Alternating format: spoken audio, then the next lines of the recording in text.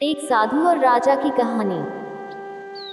प्राचीन समय की बात है। अजबगढ़ नामक राज्य में कुबेर सिंह नाम का एक राजा राज्य करता था।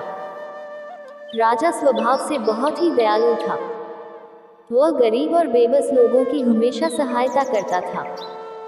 किसी गरीब पर जुल्म होते देख वह कड़ी कार्यवाही करता था। राजा के इसी स्वभाव से अजबगढ़ की प्रजा बहुत प्रसन्न रहती थी। राजा की भी एक ही इच्छा थी कि वह अपनी प्रजा को हमेशा खुश रख सके। लेकिन फिर भी राजा को हमेशा ऐसा लगता था कि उसकी प्रजा खुश नहीं है। इसीलिए अक्सर राजा प्रजा का हाल चाल जानने के लिए भेष बदलकर शहर में घूमा करता था और लोगों की राय जाना करता था। इसी तरह एक बार राजा घूमते घूमते शहर से बाहर जंगल की तरफ निकल गया। राजा के सभी साथी पीछे रह गए और वही जंगल में भटक गया। राजा ने अपनी चारों तरफ देखा, कोई दिखाई नहीं दिया। वह भूख से व्याकुल था और शाम भी होने वाली थी।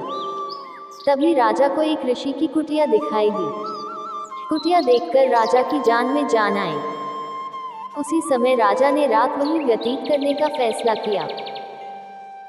जब राजा ऋषि के आश्रम पर पहुंचा तो वहां पर एक ऋषि तपस्या में लीन थे और चारों तरफ बहुत ही सुंदर वातावरण था। चिड़िया चहक रही थी, पेड़ों से रस भरे फल लटक रहे थे और वातावरण बिल्कुल शांत प्रतीत होता था। राजा ने घोड़े से उतरकर ऋषि के समीप जाकर प्रणाम किया।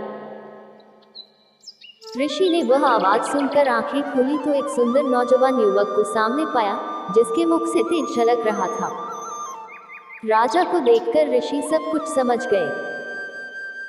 राजा ने ऋषि से रास्ता भटक जाने की बात बताई और वहां रात गुजारने के लिए अनुमति मांगी। ऋषि ने राजा को रुकने की अनुमति दे दी और राजा को खाने के लिए स्वादिष्ट फल दिए। जब राजा ने उन फलों को खाया तो राजा को वह फल अत्यंत मीठे और स्वादिष्ट लगे। राजा ने इससे पहले इतने मीठे फल कभी नहीं खाए थे। राजा ने ऋषि से फलों के इतने मीठे होने का कारण पूछा। राजा की यह बात सुनकर ऋषि ने कहा, यहाँ का राजा दयालु और न्यायप्रिय होगा। वह गरीबों की सहायता करता होगा। वह प्रजा के दुख दूर करने वाला होगा, इसीलिए यह फल इतने मीठे हैं। लेकिन राजा को इन सब बातों पर यकीन नहीं हो पा रहा था। पर राजा इन बातों को झुठला भी नहीं पा रहा था। इसीलिए राजा ने निरीक्षण करने का निर्णय लिया। सुबह होते ही राजा शहर की तरफ निकल पड़ा और राजधानी में वापस पहुंचने के बाद उसने अत्याचार करना शुरू कर दिया। उसने प्रजा पर कर बढ़ा दिए। अब राजा गरीबों को परेशान करने लगा। पूरे राज्य में हाहाकार मच गया। ठीक 1 महीने बाद राजा फिर उसी जंगल में उस आश्रम पर जा पहुंचा।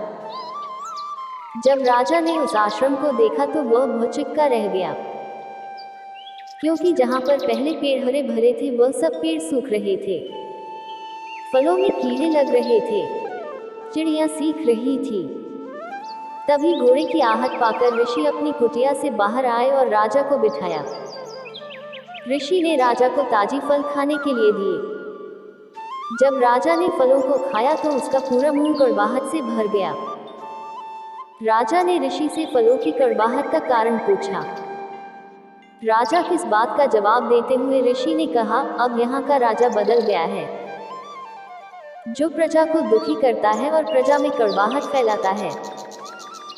इसीलिए सभी फलों का स्वाद कड़वा हो गया है। यह सब देखकर राजा बहुत प्रभावित हुआ और ऋषि को प्रणाम कर वापस लौट आया। राजा ने अगले दिन से ही पहले जैसा राज्य चलाने लगा।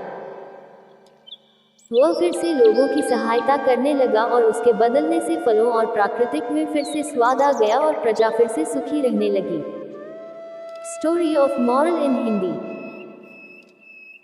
इस कहानी का तात्पर्य यह है, कभी किसी की जिंदगी में कड़वाहट नहीं भूलनी चाहिए, अन्यथा उस कड़वाहट का असर आपको अपने निजी जीवन में देखने को मिलेगा।